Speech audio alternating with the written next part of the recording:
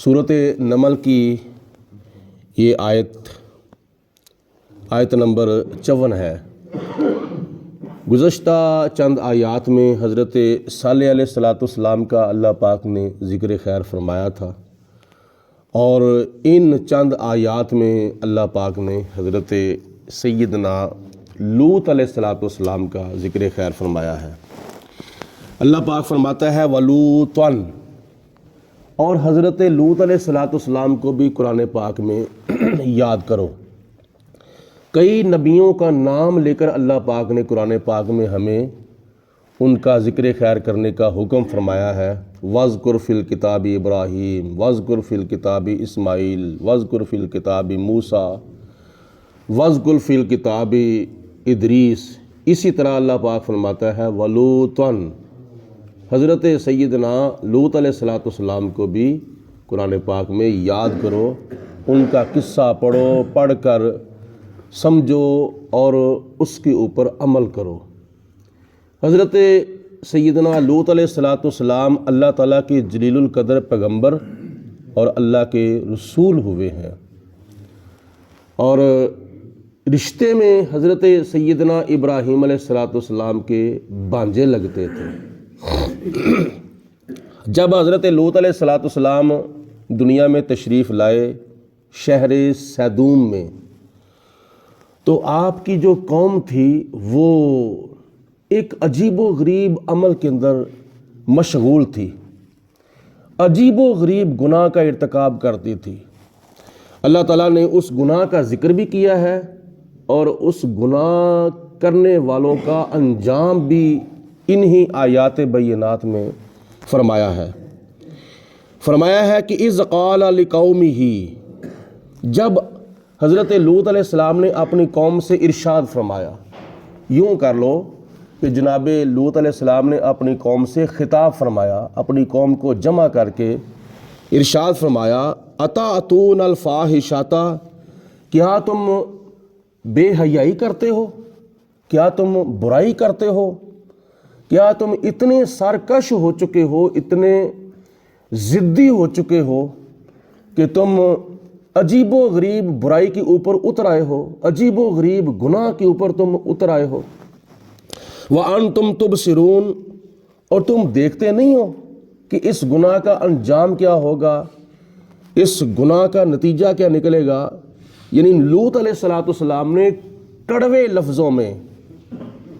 لفظوں میں ان کو جھنجھوڑا، ان کو تنبیہ فرمائی، ان کو ڈانٹا اور ان کو سمجھایا بڑے غصے میں آ کر، کیونکہ لفظ جو ہے قرآن پاک سے ثابت ہو رہا ہے کہ جناب لوط علیہ السلام نے سوالیہ انداز میں ان سے خطاب فرمایا کہ کیا تم بے حیائی کو اتر آئے ہو، کیا تم دیکھتے نہیں ہو کہ اس برائی کا انجام کیا ہوگا، نتیجہ کیا نکلے گا، رزلٹ کیا نکلے گا۔ اللہ پاک نے ارشاد فرمایا کہ تم برائی کون سی کرتے ہو، اِنَّکُمْ لَتَأْتُونَ الرِّجَالَ شَهْوَةً مِّن دُونِ النِّسَاءِ، اللہ پاک فرماتا ہے کیا تم اپنی منکوحہ عورتوں کو، اپنی منکوحہ بیویوں کو چھوڑ کر تم مردوں کی طرف جاتے ہو اپنی نفسانی خواہش پوری کرنے کے لیے اور جنسی تسکین حاصل کرنے کے لیے؟ کیا تم اپنی حلال چیز کو چھوڑ کر حرام کی طرف جاتے ہو؟ اِنَّکُمْ، کیا تم لَتَأْتُونَ الرِّجَالَ، کیا تم مردوں کی طرف جاتے ہو، مرد ہو کر مرد کی طرف جاتے ہو، اور جاتے کیوں ہو؟ شہوتم، شہوت کے واسطے، اپنی جنسی تسکین حاصل کرنے کے لیے واسطے، اور اپنا جنسی تقاضا پورا کرنے کے لیے، اور جاتے کدھر ہو؟ من دون النساء، عورتوں کو چھوڑ کر تم مردوں کی طرف جاتے ہو۔ کیسے تم انسان ہو، کیسی تمہاری عقل ہے، کہاں تمہارا شعور چلا گیا ہے، کہاں تمہاری سمجھ چلی گئی ہے کہ ایک چیز اللہ پاک نے تمہیں حلال عطا فرمائی ہے، اور اللہ پاک کی ذات بابرکات نے ایک دوسرے کے لیے پیدا کیا ہے، سب کو ایک دوسرے کے لیے پیدا نہیں کیا، بلکہ خدا تعالیٰ کی ذات بابرکات نے مردوں کو عورتوں کے لیے پیدا کیا ہے اور عورتوں کو مردوں کے لیے پیدا کیا ہے۔ اور وہ انہوں نے معاشرہ کیا بنایا تھا؟ انہوں نے بنایا تھا کہ مردوں کو مردوں کے لیے پیدا کیا گیا ہے اور عورتوں کو عورتوں کے لیے پیدا کیا گیا ہے۔ یہ ان کی سمجھ تھی، یہ ان کی ضد تھی، یہ ان کا گناہ تھا۔ اللہ پاک کی ذات نے ان کو جھنجھوڑا، فرمایا بل انتم قوم تجہلون، اور بلکہ تم جاہل قوم ہو، احمق قوم ہو، بالکل تم بے عقل اور بے شعوری قوم ہو۔ یہ بڑے سخت لفظوں میں حضرت لوط علیہ السلام نے اللہ پاک کا پیغام جو تھا وہ ان تک پہنچایا۔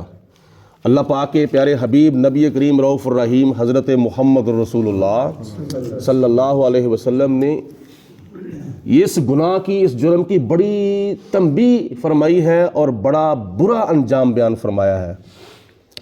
بلکہ حدیث پاک میں آتا ہے، نبی کریم علیہ السلام نے ارشاد فرمایا ہے کہ ان لوگوں کے اوپر لعنت ہو جو اپنی منکوحہ بیویوں کو چھوڑ کر مردوں کی طرف جاتے ہیں اور ایسا عمل کرتے ہیں جس کی وجہ سے قیامت والے دن اللہ پاک ان کی طرف دیکھے گا بھی نہیں۔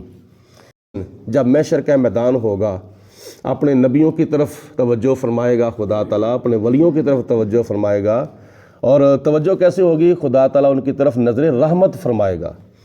آج ہمارا عقیدہ یہ ہے کہ اللہ پاک کی ذات بابرکات ہر وقت، ہر جگہ پہ، ہر طرف دیکھ رہی ہے، ہر وقت دیکھ رہی ہے اور ہر جگہ دیکھ رہی ہے اور ہر ایک کی طرف دیکھ رہی ہے۔ کوئی بھی ایسی چیز نہیں جو اللہ تعالیٰ کی ذات سے پوشیدہ ہو۔ هو الذی، اللہ پاک وہ ہے، لا یخفی علیہ شیء فی الارض ولا فی السماء، جس کے اوپر زمین و آسمان میں کوئی بھی چیز خدا تعالیٰ سے پوشیدہ نہیں ہے۔ یہ اللہ پاک کا دیکھنا ہے۔ کسی طرف خدا تعالیٰ نظر رحمت سے دیکھ رہا ہے، کسی طرف اللہ تعالیٰ نظر غضب سے دیکھ رہا ہے، غصے کی نظر سے دیکھ رہا ہے۔ اسی طرح قیامت والے دن اللہ پاک اپنے پیاروں کی طرف محبت کی نظر سے دیکھے گا، اپنے پیاروں کی طرف رحمت کی نظر سے دیکھے گا۔ لیکن کچھ لوگ ایسے ہوں گے ان کی طرف اللہ تعالیٰ غضب کی نظر سے اور غصے کی نظر سے اور جلال کی نظر سے دیکھے گا۔ لیکن یہ بدبخت ایسا انسان ہے، حضرت لوط علیہ السلام کی قوم والا عمل کرنے والا، لواطت کرنے والا ایسا بدبخت انسان ہے جس کی طرف اللہ تعالیٰ دیکھے گا بھی نہیں۔